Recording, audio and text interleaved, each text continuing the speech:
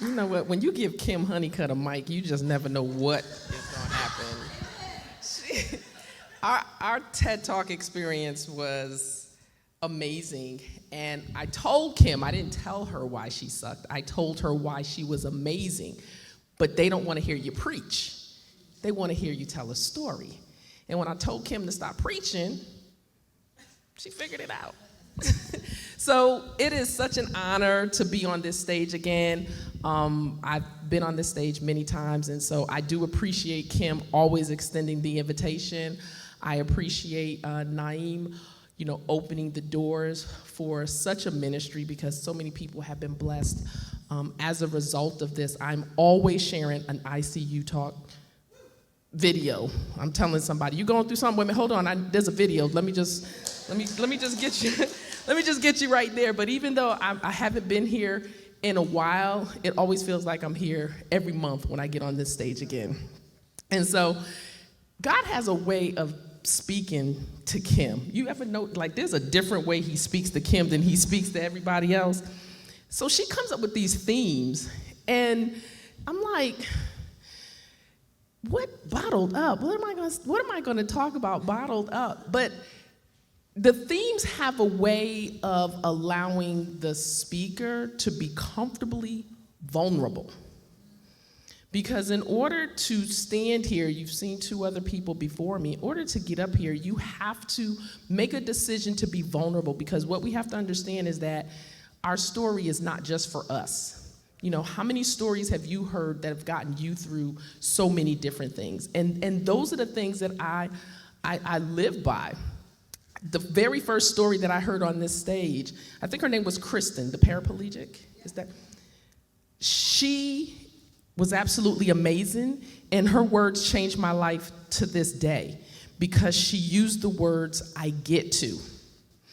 And so every time you hear an icuTalk story, there's a nugget that you're supposed to carry in your heart, in your bosom, in your belly, that's going to carry you through. So talking about bottled up, and she gave the definition, so I ain't even going to give the definition again. And so, but what the topics that Kim come up with, it's not that they're a good thing, they're a God thing.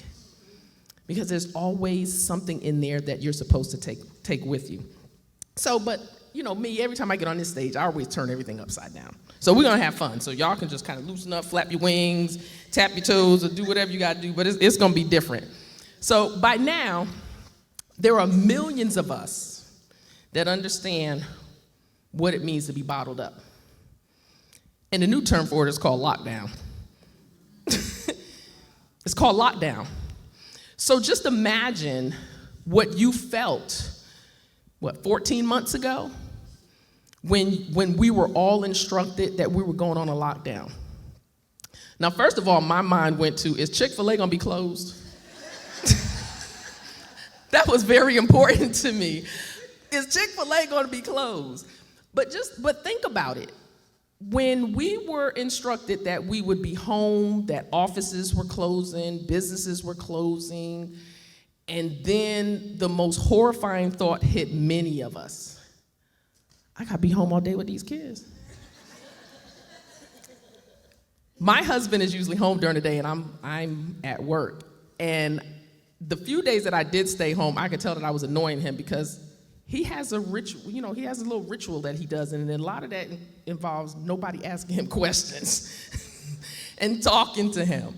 And so when this happened, I kid you not, when they said that we were going into lockdown and this is what was going to happen, I kid you not.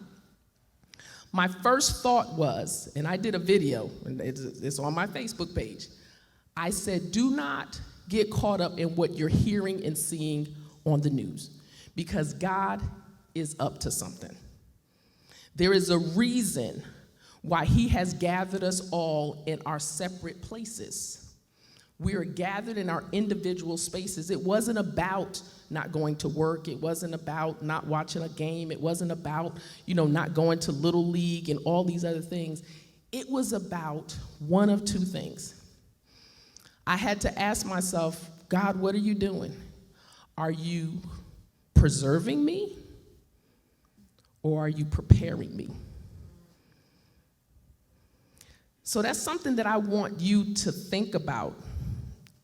Because some of us are still kind of, in a way, we're still kind of experiencing the lockdown. I went to Bojangles just a few minutes ago, and I still can't go inside. I'm going through the drive-thru. I'm tired of going through drive-thrus. I think Chick-fil-A workers are ready for the dining room to open. You ever see them come to the curbside? They are done. They are definitely done. So the question I'm asking is God or was God? Because you may have figured out what needed to be done. Was he preserving you or was he preparing you? And so let me just explain to you what I'm doing. So right here, pickles. Who likes pickles? I don't like pickles, but I do like tartar sauce. Can anybody explain that? I love tartar sauce. I can't eat fish without tartar sauce. So I'm very visual, and I think that helps a lot of people. I'm very visual.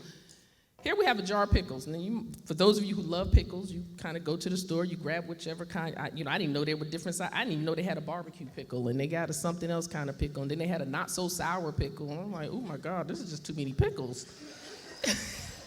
Like, come on. And so this is bottled up. God wants pickles. But if any of you know anything about pickles, there's a process, right?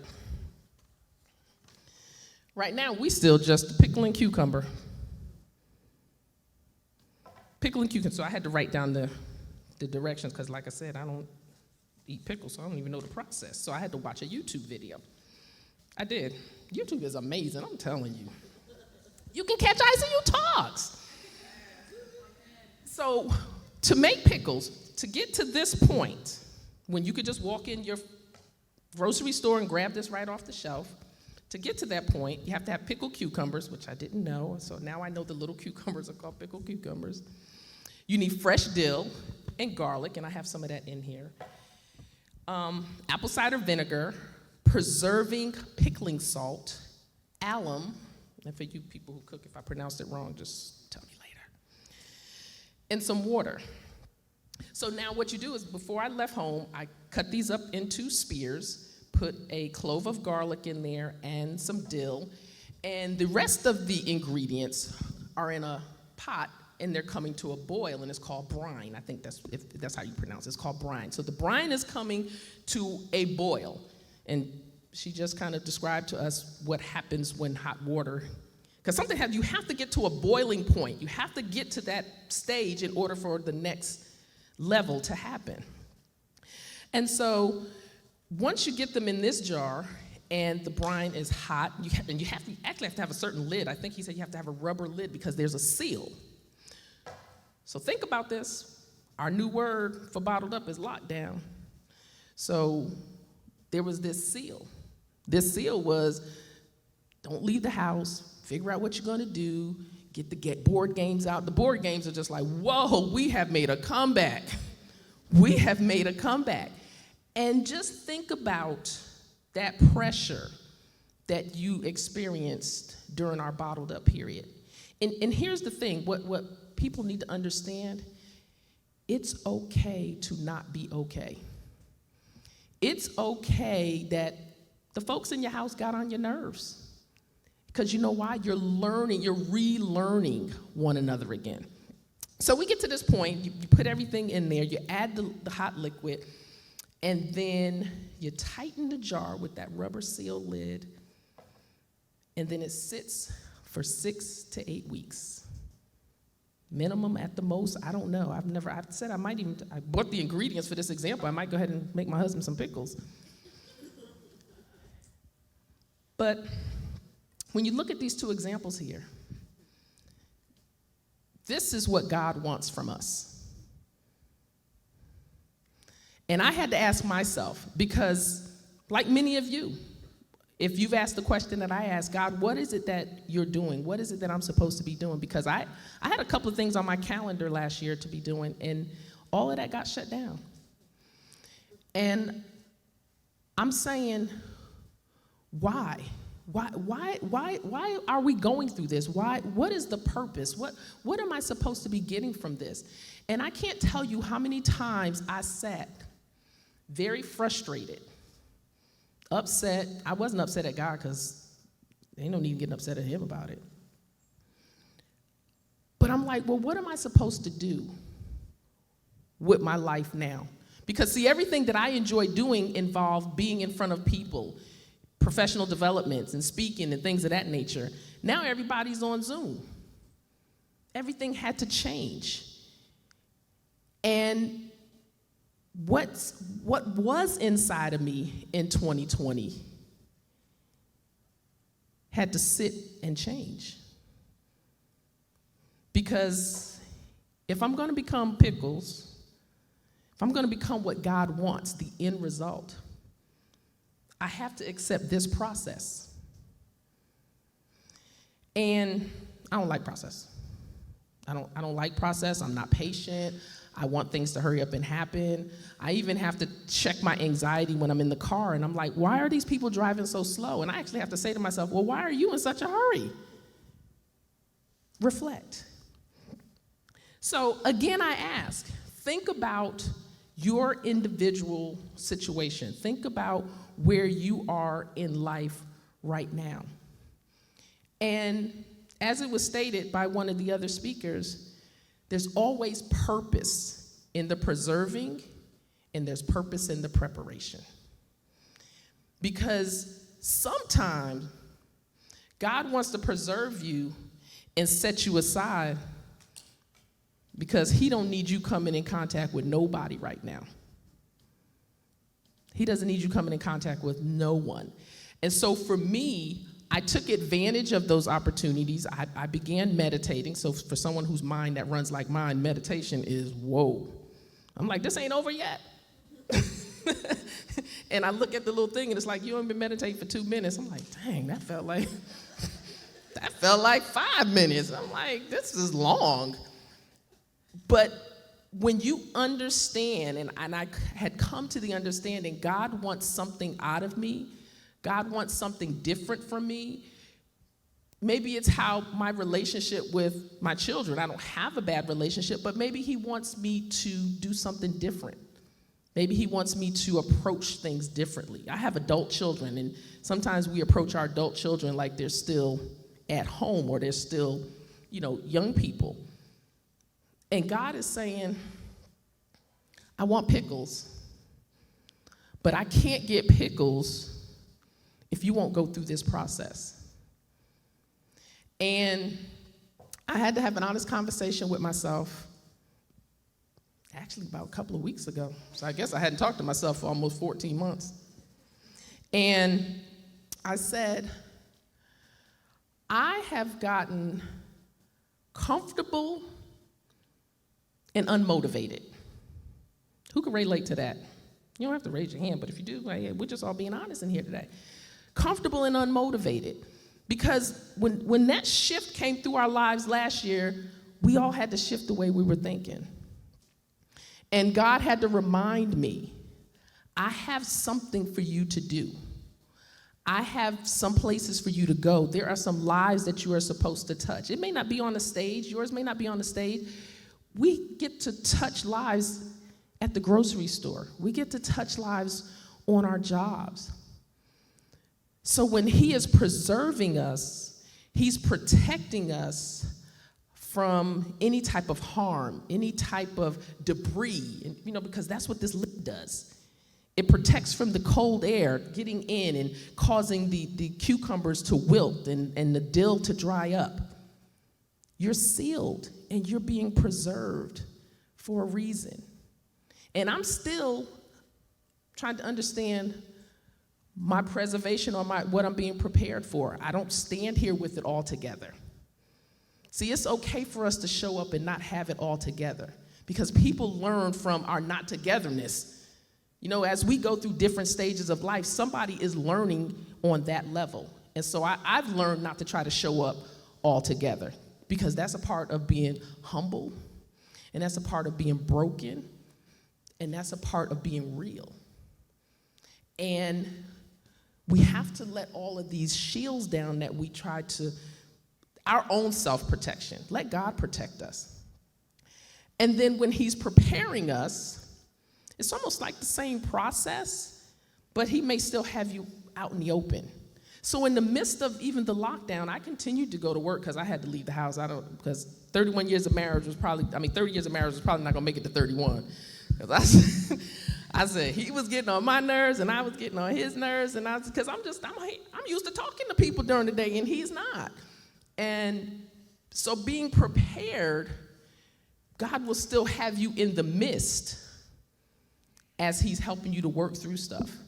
And so having me to still continue, I was still going to work and it was great. No one was really in the building. And so it kind of gave me that time of reflection. And, I figured out how to work all my electronics at my desk so I can watch TV and watch certain, videos and things of that nature. Because I'm like, I need to hear from you.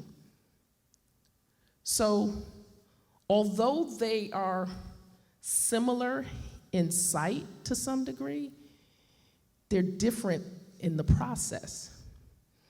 And so I asked the question again, are you being preserved or are you being prepared?